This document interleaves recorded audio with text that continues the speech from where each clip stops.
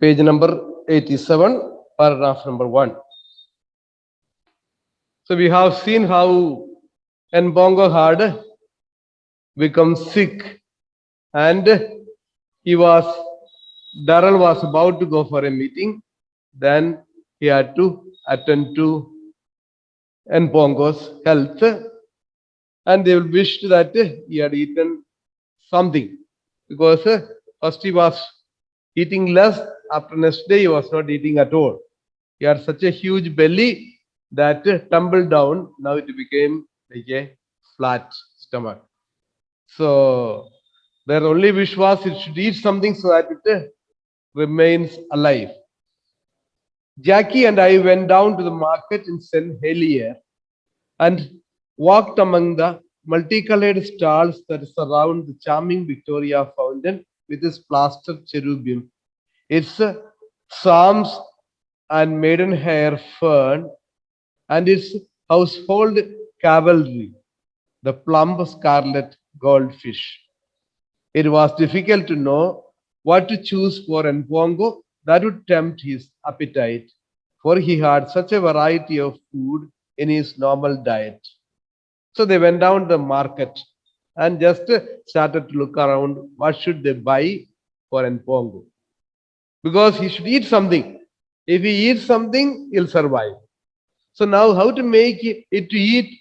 You must provide something that is very delicious, which can attract his attention. Earlier itself was is very, very juicy. Now they want to provide him something that will make or entice him to eat.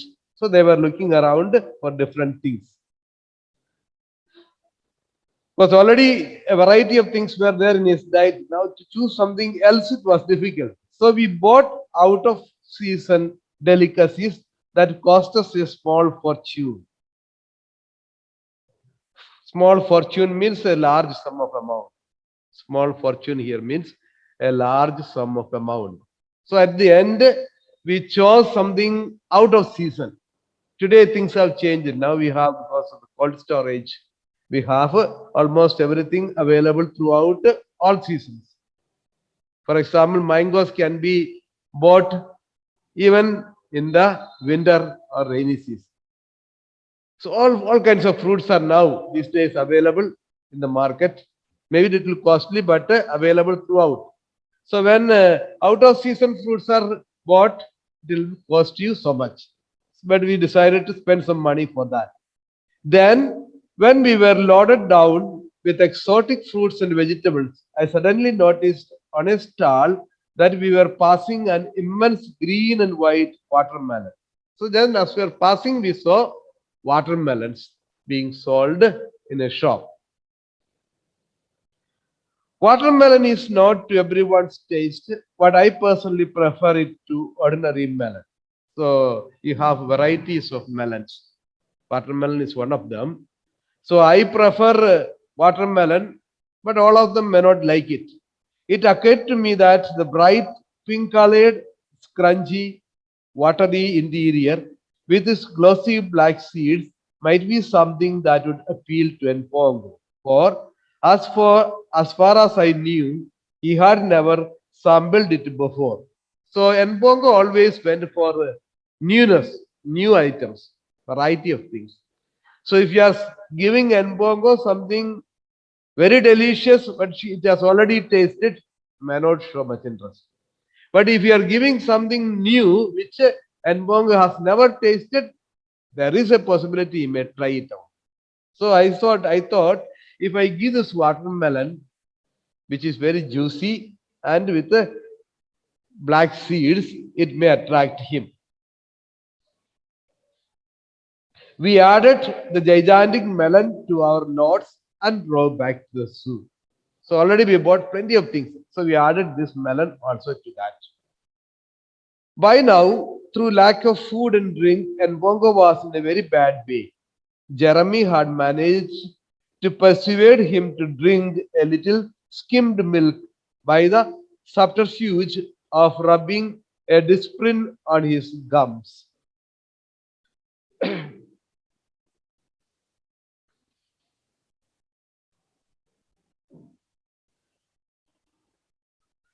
So Jeremy is one of the caretakers. So and she was able to. Jeremy had managed to persuade him to drink a little skimmed milk with a subterfuge of rubbing a aspirin on his gums.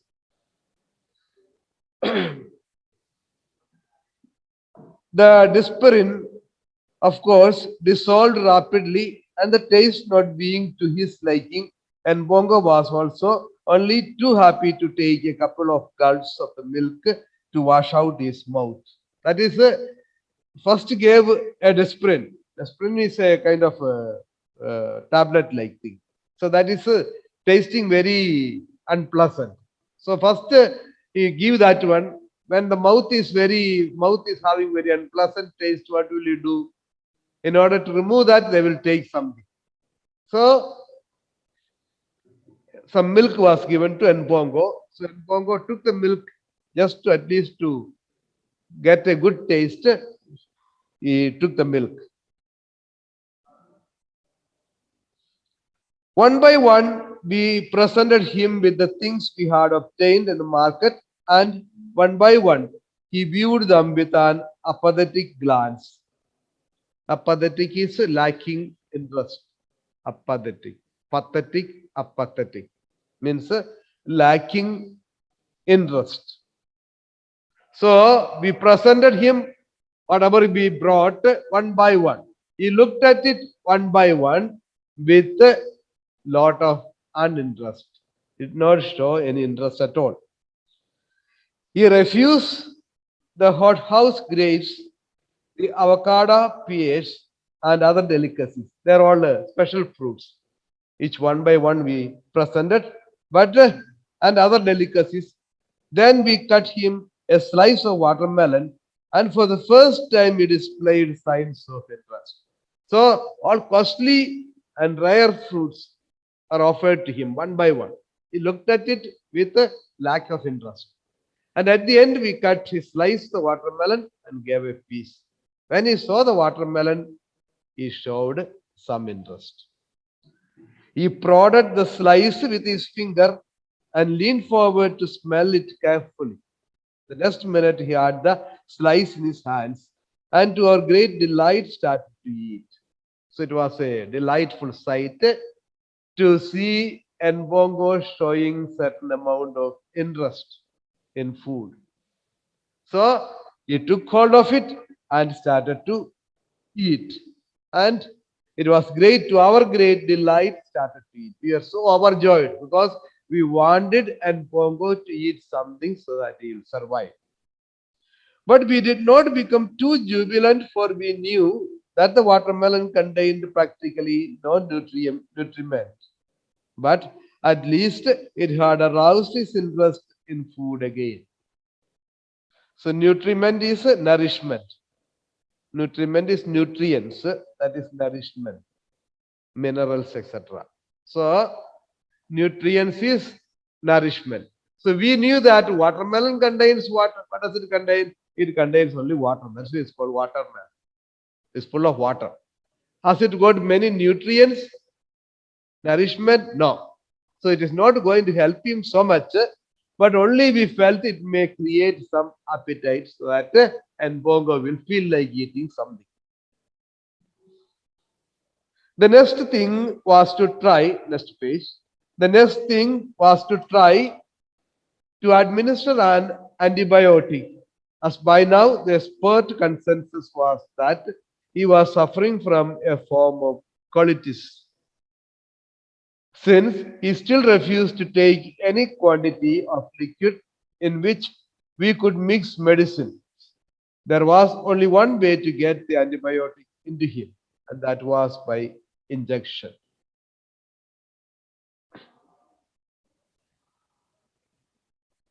So colitis is a inflammatory reaction in the colon. Colitis is a disease. It's a biology students, I don't know, may have some idea. Colitis is a inflammatory reaction in the colon.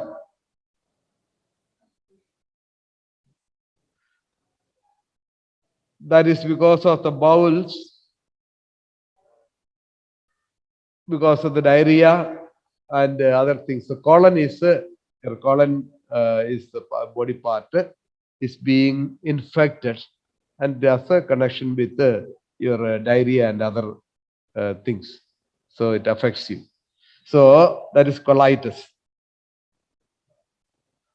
So we have to give an antibiotic. If you give an antibiotic, it will help Npongo. But how to give it was a problem. As by now, the expert consensus opinion was that he was suffering from a form of colitis. So we had from the experts, we learned that Npongo was suffering from an inflammation of the colon, that is colitis.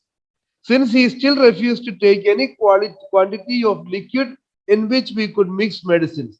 If Nbongo were to take some liquids, for example, some milkshake or something like that, we could mix the antibiotic in it and give it. But now he was not taking in anything.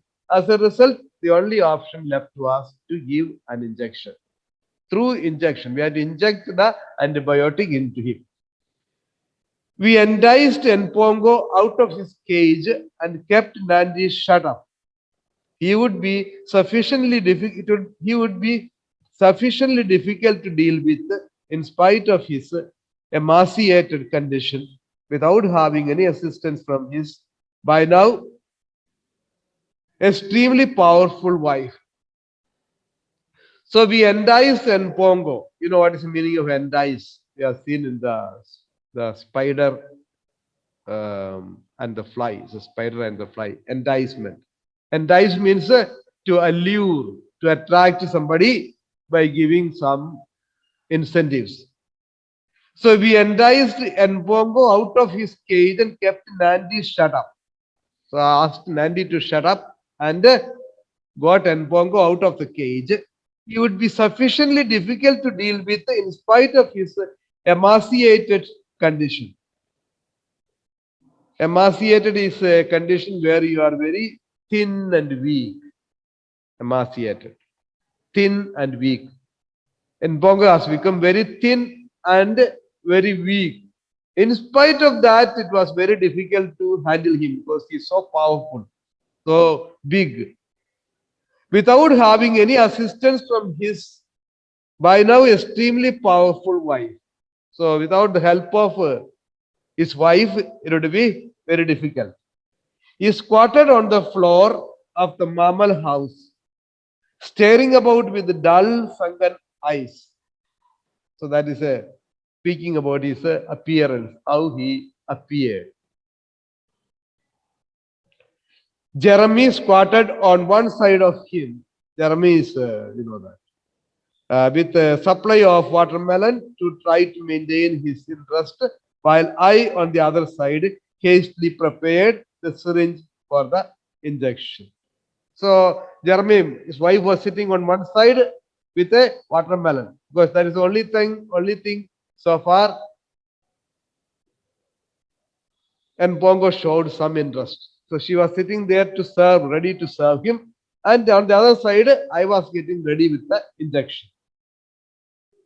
While I, on the other side, hastily prepared the syringe for the injection. Why hastily? In a fast way.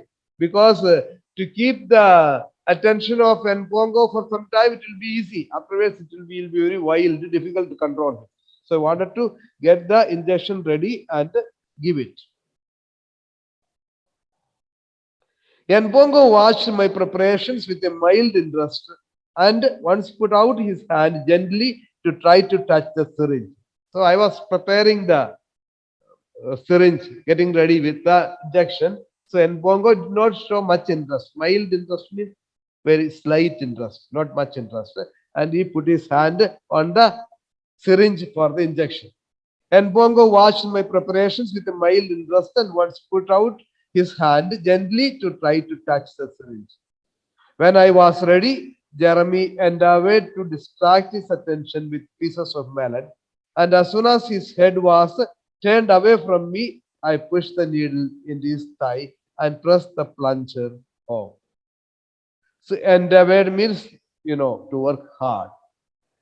Jeremy endeavored. She tried hard to distract Npongo's attention by giving watermelon so that Npongo will not be looking at the syringe.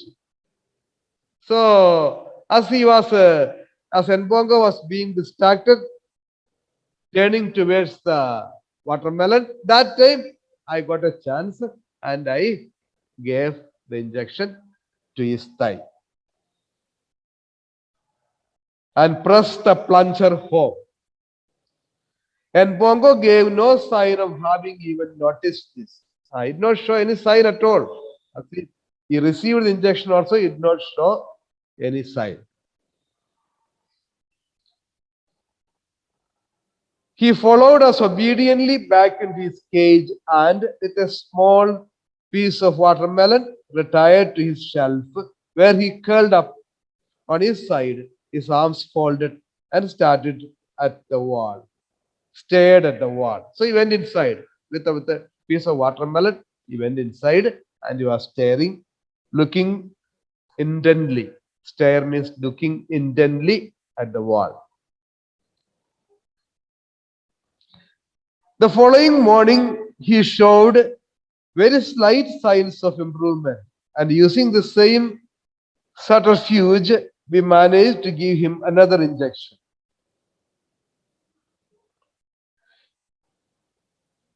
Subterfuge is a secret. Secret usually dishonest. Subterfuge. It's a subtle way of doing. Subterfuge is a secret, usually dishonest.